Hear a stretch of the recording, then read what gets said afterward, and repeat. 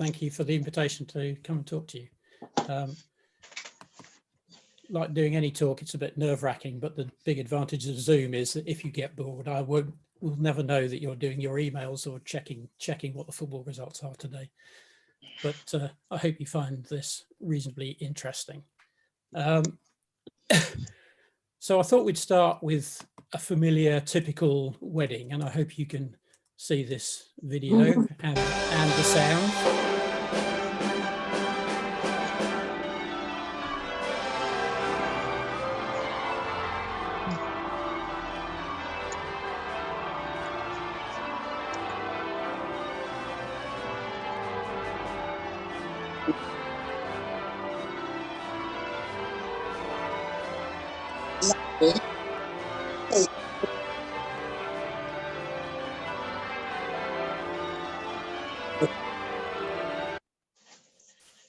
So perhaps not quite a typical wedding, but very similar to probably our ideas of an idealized one.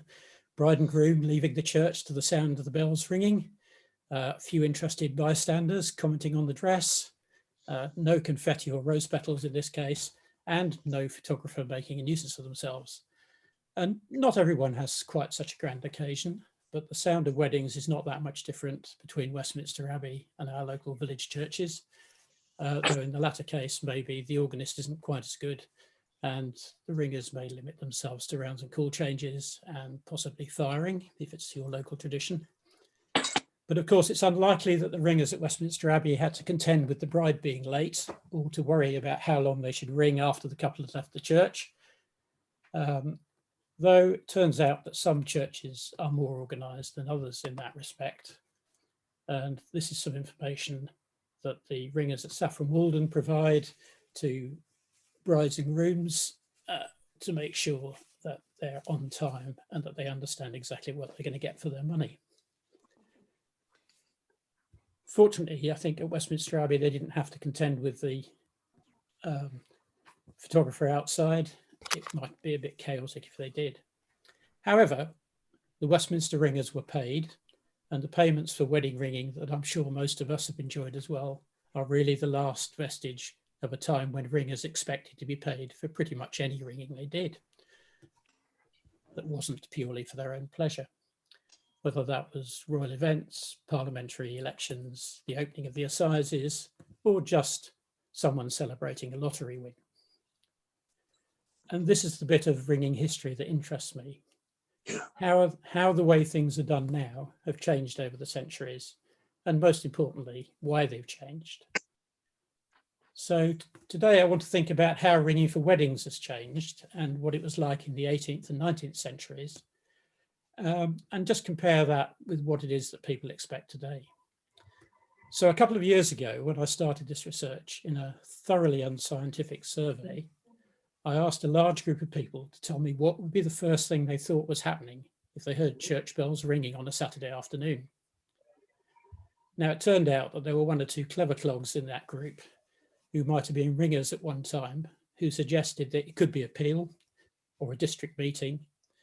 But in fact, the vast majority said they thought it would probably be a wedding. And their instincts about what it was are borne out by the statistics. The Office for National Statistics publishes figures for these things, and in 2017, which is the latest year available, it shows that Saturday was far and away the most popular day for weddings to take place. So people's perception and reality in the late 20th and early 21st centuries seems to be pretty much the same. Typically, weddings happen on Saturday, usually in the afternoon, and the bells ring either as the bride arrives, more usually as the couples leave, but sometimes both. And of course, as I said earlier, the ringers are paid still. So let's see how that compares to what was happening in the 18th and 19th centuries. Well, apart from the payment, we'll find that nearly everything else may have been different. However, just before we get to that, I need to tell you a bit about where I've been researching and what my sources are. So most of my research has been into ringing in Cambridge, and much of what I say today may really only apply in urban settings.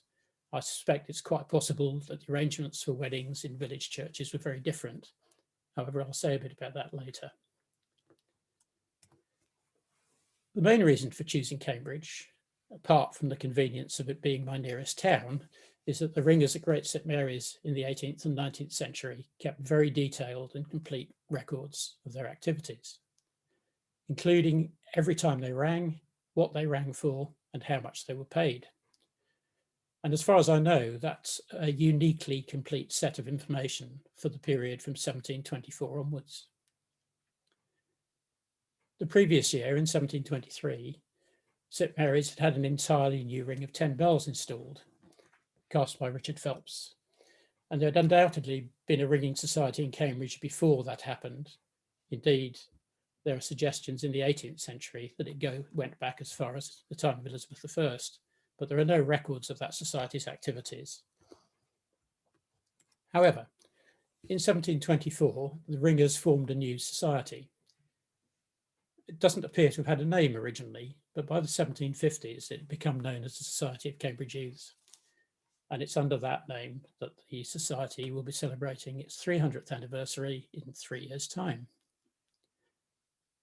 As you can see in the pictures, the society's account books recorded all their income and expenditure, but they also noted the names of new members, their notable ringing exploits, and the rules and regulations under which the society operated. And it's those account books that have provided much of the information I'm using today. Altogether, the books from 1924 to 1913, which is the period I'm studying, contain over 5,000 occasions on which the ringers were paid, ringing for profit, and a similar number of occasions when they rang for pleasure, practices, peals, quarter peals, outings, and so on.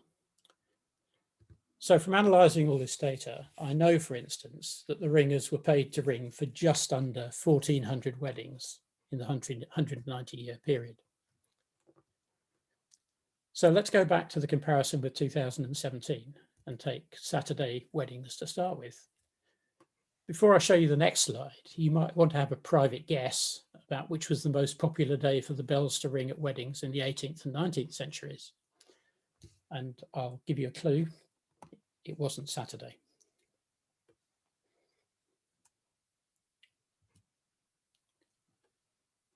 As you can see, hopefully from the slide, it was actually Tuesday, with Thursday a close second. Saturday was relatively unpopular, and Sunday too.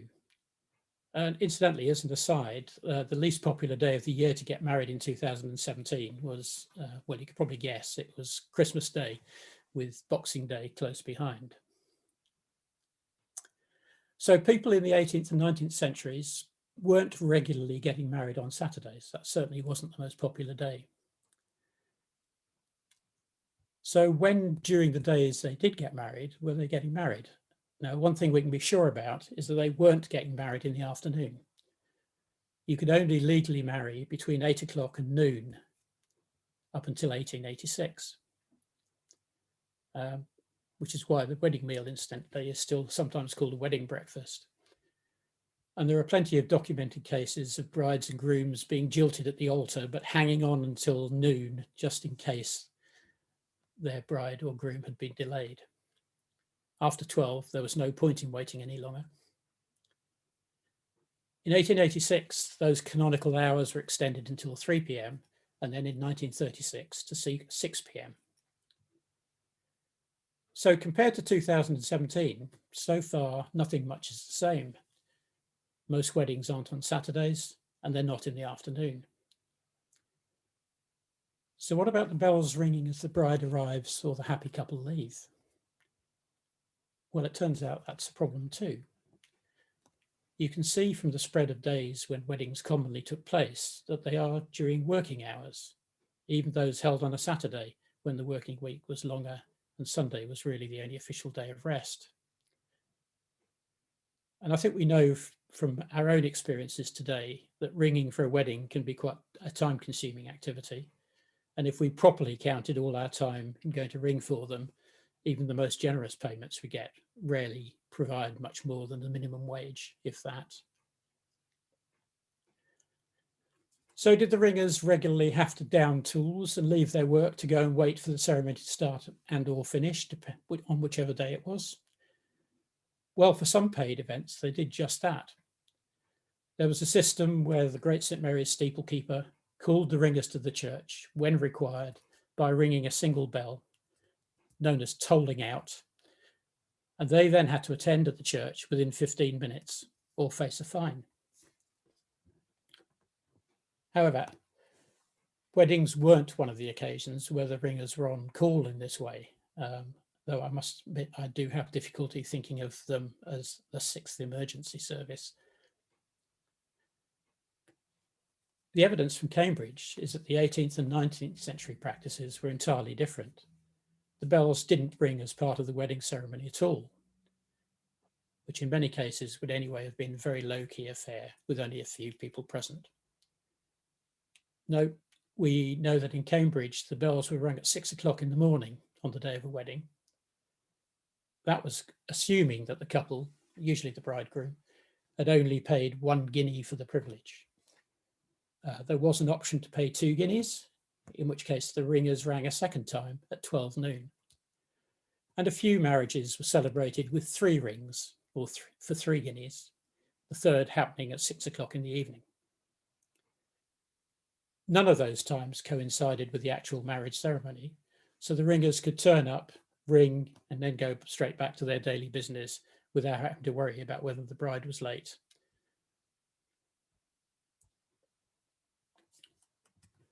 There was also an option taken up by some bridegrooms to have their bells rung on the day that the couple returned to Cambridge. Sometimes they were coming back from their honeymoon, but often they were just coming back from wherever their wedding had taken place. And this was always described in the ringers' accounts and indeed in newspaper reports as some variation on the bells ringing when so-and-so brought his bride home, almost as if he'd been on a triumphant raiding party. Very occasionally too, there were slightly mysterious entries that recorded the ringers being paid for not ringing for a wedding. Did the couple hate the sound of bells? Did they not want to be woken up at 6 a.m.? I'm not entirely sure there's a convincing explanation for the practice. I'm sure the ringers were perfectly happy to be paid their usual fee without having to earn it, but I'm not entirely sure what was in it for those who were getting married. And although the Cambridge ringers may have been happy, that wasn't always the case elsewhere. According to a contemporary newspaper account, in 1850, the ringers at Willingham near Cambridge were disappointed to be given only 10 shillings by 2 couples who decided that they didn't want the bells to be rung. So when the couples left the church, the ringers subsequently tolled a bell for 10 minutes and then rang a dumb peal with the bells muffled as if it were a funeral. They repeated the performance in the evening. The newspaper was incensed and queried whether the ringers were entitled to insult people in that fashion and foresaw the end of church weddings in the village if they were.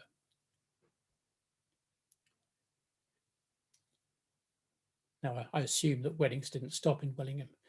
What's clear, though, is that in Cambridge, the ringing was never part of the wedding ceremony itself. And as a result, I think I should probably stop referring to it as wedding ringing. It was a mark of the marriage, not of the wedding ceremony. So the title of this talk really should have been 4 Marriages and a Few Funerals, but I couldn't persuade Richard Curtis to rename the film. The entries in the Cambridge Youth's account books rarely give more than the names of those getting married and how much they were paid, and how much they paid. In order to understand whether there was a pattern to the marriages in terms of who was paying for the ringers and why particular marriages were marked with bells, I used family history databases and local newspapers to identify where the 1400 marriages took place, and if possible, what the occupations were of those getting married. The first thing it revealed was that whilst all the ringing took place at Great St. Mary's, only a small proportion of the marriages actually took place in that church.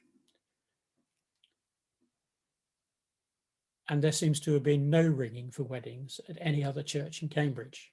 In fact, there was one example right at the end of the period, which happened to be for the wedding of the vicar at that particular church.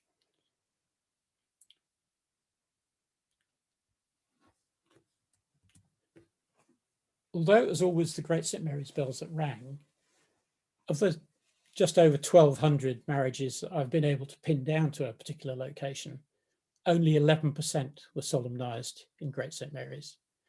As you can see, more than half of them, 55%, were at other churches in the town, and 27%, a total of 339 marriages, didn't take place in Cambridge at all. A very small number were held in one or other of the university college chapels or other locations in the town. But the thing that strikes you most is just how many of the marriages weren't even held in the town.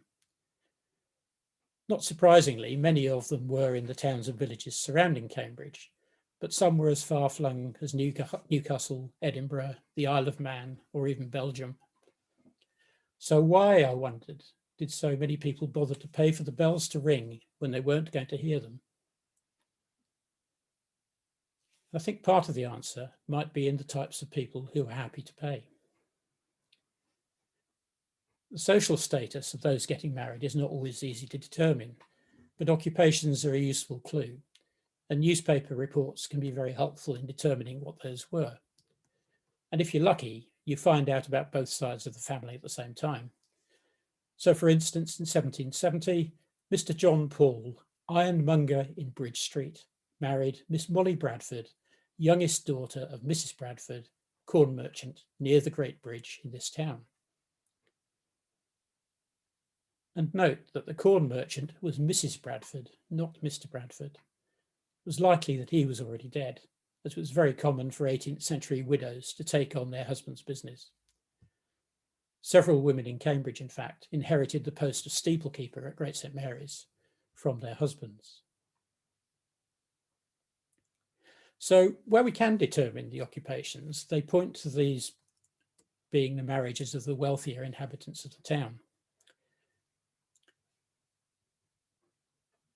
And as you can see from the slide, these are the kind of groups of occupations that mainly people found themselves in when they married. And these are not the people working on the shop floor. These are the people who run manufacturers and the professors and masters of Cambridge colleges and so on.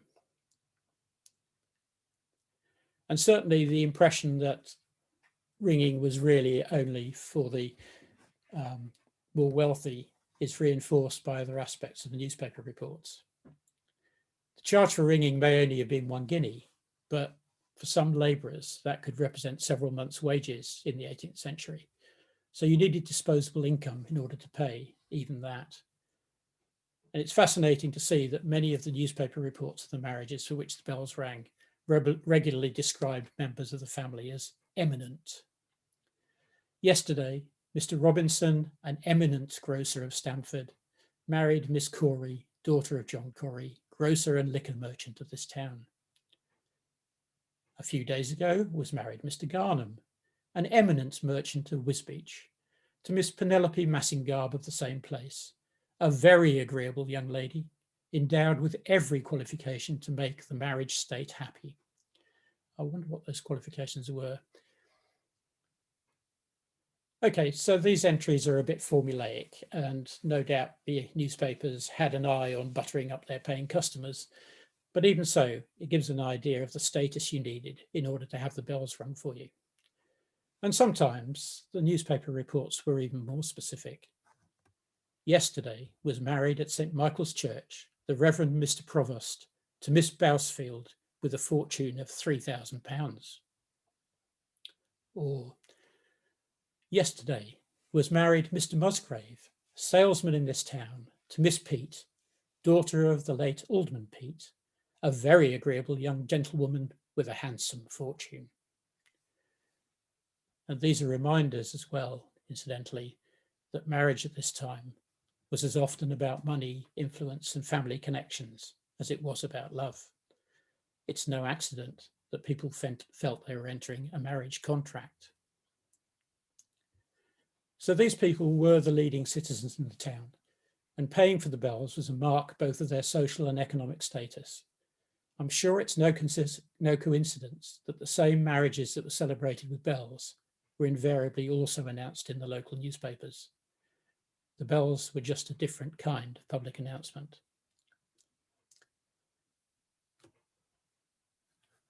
So perhaps a better question is how anyone, except the families involved, knew why or for whom the bells were ringing. And I think the answer to that must be in the nature of the relatively small and tight-knit society that formed the town's elite at a time when the population was not that large in any case. They would have known already that so-and-so was to be married. The bells were just an affirmation and a reminder of the event. Susan Darwin, writing to her husband, Charles, from their home in Shrewsbury in 1826, demonstrated that those in the right circles would know why the bells were ringing. As she wrote, she noted, "Oh, the bells are ringing and making a great noise. So we suppose Mr. and Mrs. Price Owen are arriving at the Archdeacon's."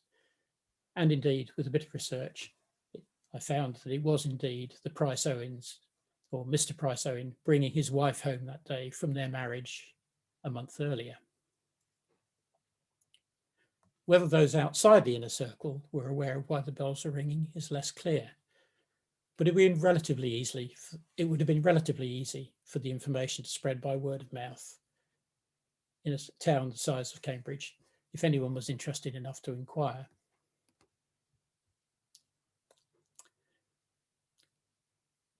So we had the bells ringing for just under 1,400 marriages in 190 years. Now that's only an average of about 7 or 8 marriages a year, which doesn't seem a lot.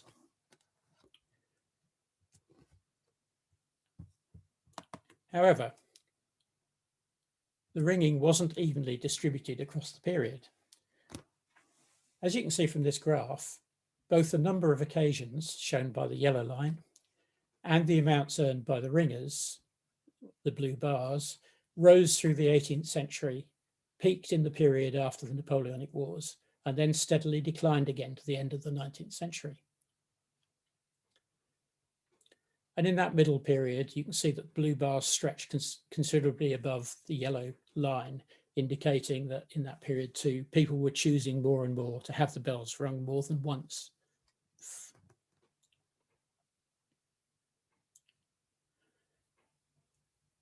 Now, I think the rise needs some explanation, and indeed the fall, but the first is probably a bit easier to convincingly explain than the second. The graph suggests that ringing for marriages was pretty uncommon before the 1750s. And if that's true, that seems to me a bit counterintuitive. Every modern guide to wedding planning that you look at will tell you that the tradition of having bells of some sort rung at weddings goes back to the Celtic world, because it was believed that the sound drove away evil spirits. And it then became a regular feature of medieval marriages. However, despite those claims, there's a relatively small amount of evidence for when bells did ring at marriage ceremonies before the 18th century, though I have to say this is an area that needs more research. I mean, there's no doubt that it did happen. The churchwarden's accounts for All Saints' Church in Loughborough in 1588 recorded that it was agreed at this account that every marriage having or requiring to have the bells rung shall pay 6pence to the poor man's box and 6pence towards repairing of the bells in the church. Nothing to the ringers, though, you note, unless their payment was a private arrangement with the couple. And there are 17th century diary entries that at least imply that there was wedding ringing. Ralph Josselin's diary for 1643 records that he dined at a strange, vain wedding. A poor man gave curious ribbons to all, gloves to ye women, and to the ringers. Yet there was very good company. And presumably if he was giving all those things away, he wasn't that poor. But even if ringing for weddings was being practiced much earlier, this evidence from Cambridge suggests that not many couples were taking up the opportunity until later in the 18th century. The ringers who rang in Cambridge after 1724 were probably largely the same ones who had rung before that date, And if there'd already been a thriving trade in marriage ringing, I'd have expected it to show immediately that they started keeping detailed accounts. And yet it's really another 30 years before it starts to grow. So I think there are a number of reasons why this trend might have come about like this. Firstly, there's a simple fact of population growth. The population of Cambridge grew from 6,000 in 1749 to 20,000 in 1831. Secondly, although most of the Cambridge Youth's energies in the early years of the society were focused on ringing for pleasure, by the middle of the century, they were beginning to discover that there were significant sums of money to be made from selling their services. And the growth in income from marriages, which accounted for about a quarter of all the money they made, is mirrored by the overall growth in their income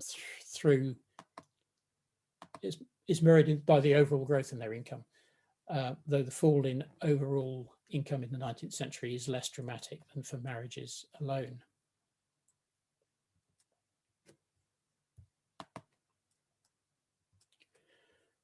The peak of income growth coincided with a period where the membership of the society changed. The wealthier, higher status men who'd been attracted by the physical and intellectual challenge of change ringing left the society and weren't replaced. The men who were left at the end of the 18th century and those then recruited were much more focused on ringing for profit. Pushing the boundaries of ringing achievement was no longer so much on their radar. So having been at the forefront of ringing after the bells at St Mary's were augmented to 12 in 1770, with long lengths of Royal and Maximus being rung in the 1780s, there were no further peals by the Cambridge Youths until 1850. Now the members were actively pursuing opportunities to ring for profit. And if you think the sums we've talked about sound trivial, this is what their total earnings look like converted to 2017 values. And I think if we could earn £700,000 in today's money in 10 years, we'd be very happy ringers.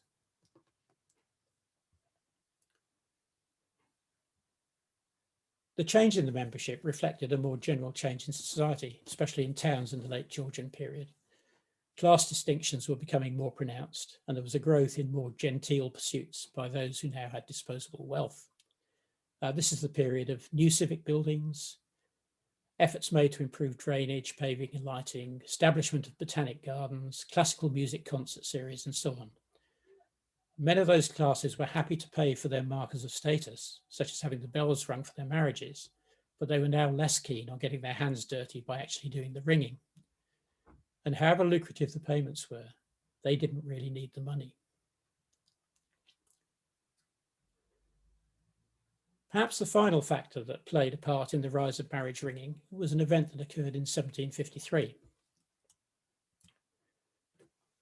By the 1750s, there was a serious concern about what were known as clandestine or irregular marriages that didn't conform with church law and that had an element of secrecy to them. These were marriages that, whilst possibly legally carried out by an Anglican clergyman, happened without banns being read, without the consent of the bride or groom's parents, which theoretically was required for anyone under 21, often took place in churches or other locations well away from the usual parishes of the couple. The ceremony was supposed to be in the parish of at least one of the couple, unless an expensive marriage license was obtained. Amazingly, in the early 1800s, it was reckoned that perhaps 1/3 of all marriages were clandestine.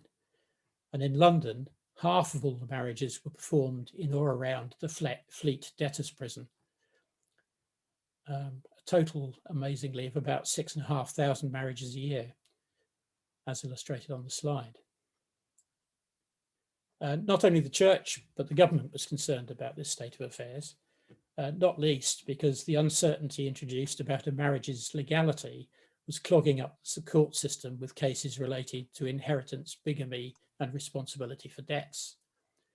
And although various half-hearted attempts to control the practices had already been made by Parliament, it wasn't until 1853 when a new Marriage Act was passed, usually known as Lord Hardwicke's Act or the Clandestine Marriages Act.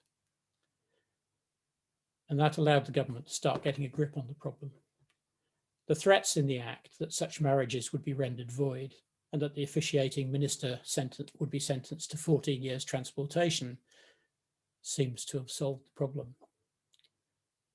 Though, as the Act only applied to England and Wales, that's when couples started eloping to Gretna Green.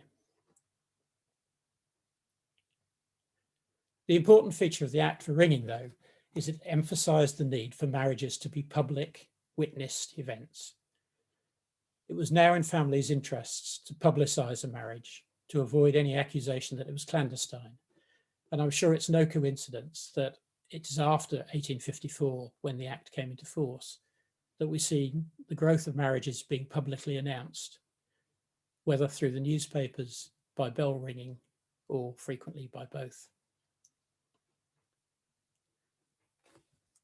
So there are plenty of explanations for why marriage ringing grew in the 18th century, but I'm struggling a bit more to explain why it fell so dramatically after the 1830s.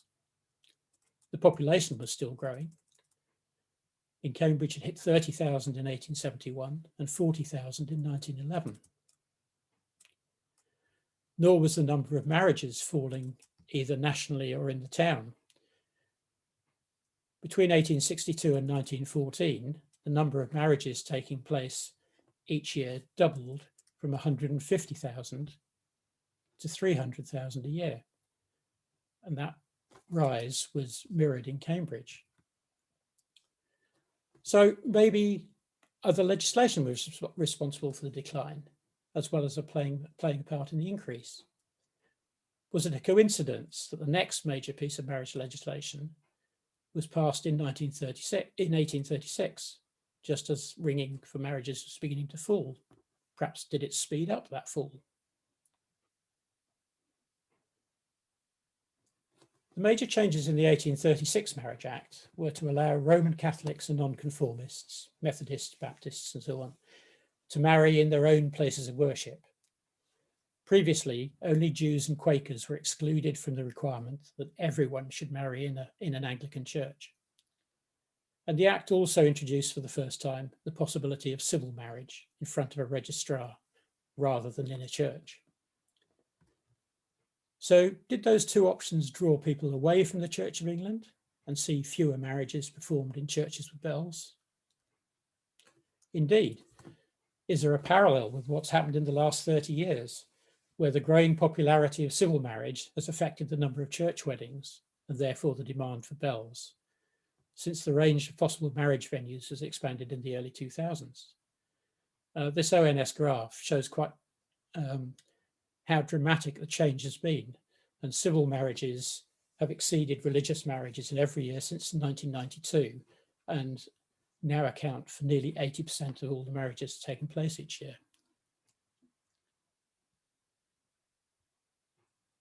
But this was clearly not what happened immediately after 1836, as it turned out.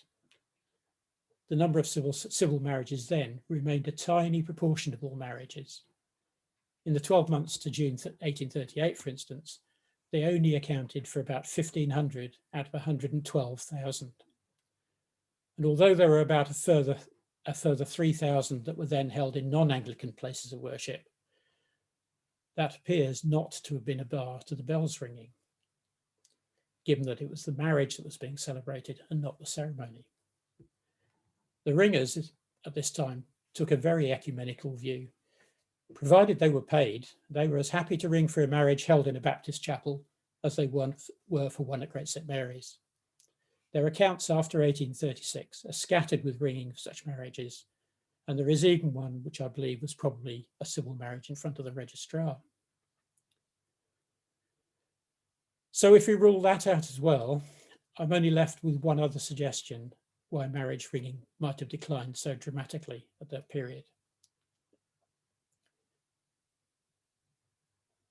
Even though the overall population of Cambridge was rising, and so was the number of marriages, where they were being held was changing. In the second half of the 19th century, the rapid population growth was concentrated in the new suburbs of the town to the east and the south. And to accommodate that new population, as in many towns, the old medieval parishes were being divided, new ones created, and new churches being built. At the same time, the populations of the old medieval parishes in the centre of the town were declining, and so was the number of marriages being celebrated in them. If I overlay a pattern of marriage numbers for a sample of 4 of the medieval parishes, hopefully you can see that their numbers are beginning to fall just the same time that ringing does. In the 3 years from 1900 to 1902, for instance, there were only 4 marriages at Great St Mary's, while in the same period there were 121 at one of the new churches, St Barnabas, which had been built 11 years earlier. Oh, actually, just as an aside, just to show you how things changed, I said that Christmas Day and Boxing Day were the least popular days to get married now. At that time, Christmas Day and Boxing Day were the most popular. And indeed, there are lots of examples at that period of 6, 7, or even 8 couples being married on Christmas Day in the same church.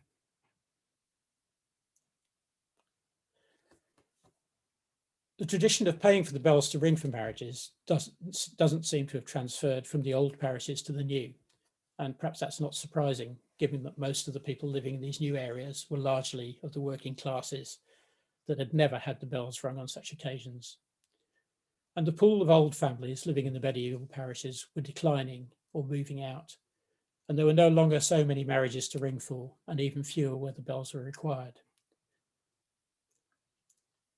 So as we saw, the amount that the ringers were able to earn from marriages declined significantly, though they made up for it in other ways. So that's the pattern in the urban setting of Cambridge. Now, be honest, I haven't done much research so far into village weddings, apart from reading an awful lot of newspaper reports. And my very unscientific impression is that the bells certainly rang for the marriages of the wealthier families, but probably not so often for their workers.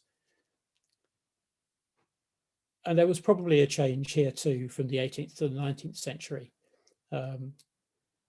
Crudely put, the people of the better sorts who lived in villages at one time in the 18th century would have taken full part in village celebrations. And no doubt if their families were getting married at that time, the ringers probably rang throughout the day and were regularly topped up with beer and other refreshments. There was a movement in the 19th century where they kind of withdrew from daily village life and conducted their lives more behind closed doors. And I'm sure the bells still rang, but it might have turned more into a financial transaction for the ringers. So I've talked quite a bit about marriages, and I promised that I'd also deal with other life events, especially funerals. You'll be pleased to hear this bit is very, very much shorter, and I have much less to say about it.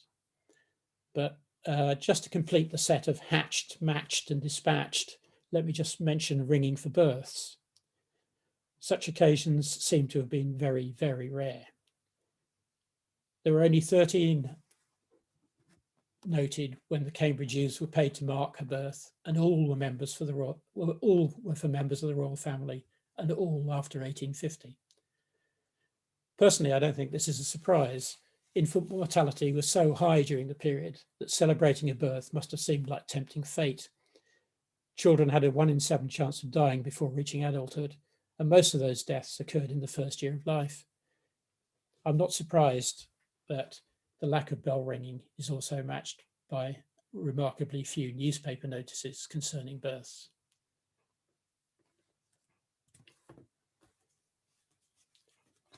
So far as deaths are concerned, there is, of course, a long association with bells.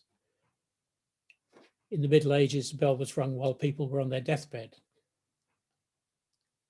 We also have the tradition of ringing the 9 tailors to announce to people that somebody had died and to give them information about whether it was a man, woman, or child, and sometimes about how old they were.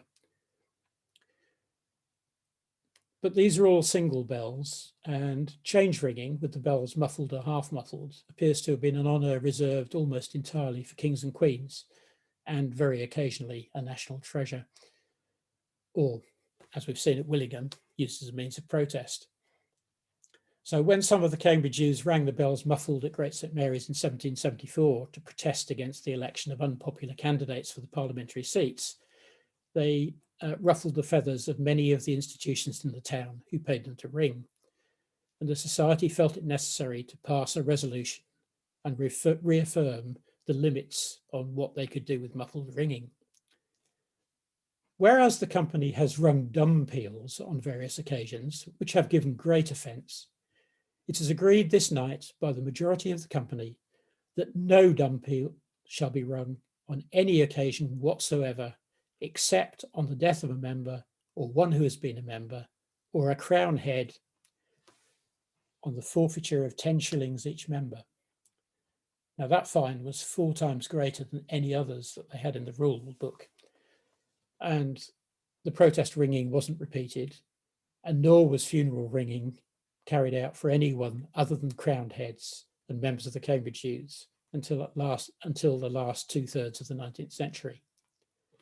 The only exception was for the death of Nelson in 1805 and his funeral at the beginning of 1806, when his body finally made it back to England, preserved, as they say, in a barrel of brandy. Though tradition has it that the sailors had been sucking the monkey, tapping the barrel and drinking the contents through a straw. Whether that's true or not, such was the depth of public feeling that very unusually, on this one occasion, the ringers didn't ask for payment. But even after 1830, most of the funeral ringing was still for the royal family. And then something changed in the 1850s, and there began to be a growing stream of occasions on which the bells rang for the funerals of local dignitaries, often the masters or professors at the Cambridge colleges. And while the number of such occasions wasn't large, it grew quite quickly, as you can see. At the same time, the ringers began to be paid in cash for royal death ringing, whereas up until 1859, they'd invariably been rewarded with beer. I can't entirely explain what changed. One possibility is that with declining income from marriage ringing, the ringers actively sought out new sources of income. They certainly charged much more for funerals than they did for weddings, usually 5 guineas a time. The other possibility is that the death of Prince Albert in 1861 changed the mood in the country, and it was not just Queen Victoria who went into mourning. Cambridge was particularly hard hit because Albert was the Chancellor of the university and very popular in the town. And perhaps this is one of those occasions where the mood of the country became more sombre and funereal ringing became more accepted and more in demand amongst those who wanted to be seen as following trends set by the royal family. Now, I don't find either of those explanations totally convincing, either by themselves or together. And like many aspects of this research, the patterns revealed raise more questions than they answer. And you'll have realised by now that my research is far from complete and there's a lot more to find out. For instance, was Cambridge unique in its ringing practices and patterns, or was it typical of towns in the 18th and 19th century? What did happen with village weddings? When did the practice of ringing at the wedding itself first start, if it wasn't happening in the 18th and 19th century? And was it really Prince Albert's death that led to a general increase in funeral ringing? Hopefully, I'll get round to some of that research at some point. However, the patterns revealed so far do perhaps have a message for us today. If we're concerned about challenges to the future of ringing, closure of churches, the loss of bells, or the declining demand for the services of ringers, especially for weddings, then maybe we should readopt the 18th and 19th century approach. Maybe we should be offering to ring to mark marriages wherever they're held, not just for weddings themselves. Perhaps we can offer recordings of the ringing or certificates or some other memento and begin to re-educate people to appreciate that they can have the bells rung to celebrate any life event at a price. Thank you for listening.